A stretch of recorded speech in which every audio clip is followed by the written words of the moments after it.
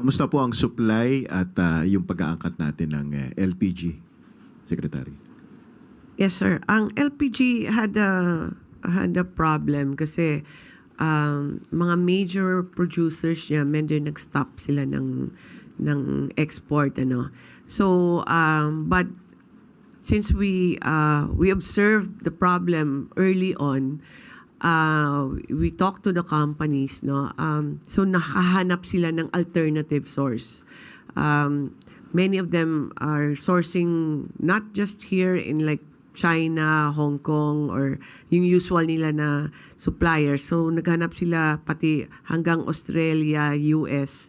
At ngayon po nakakakuha na sila. May supply na sila, pero hindi pa ganun ka-komportable yung number, no? Even though 15 days lang dapat yan, pero ngayon po, they are at 32 days? 32? Oh, yeah. So ngayon po, ang usapan po, just to make sure, kasi LPG hindi lang po sa bahay yan eh.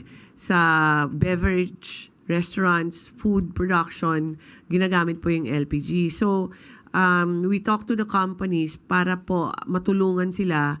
They will work with PNOC to procure one whole vessel para po masupplyan po at madagdagan po yung supply ng mga companies natin dito. At I think they're supposed to finish the contract now with the new suppliers.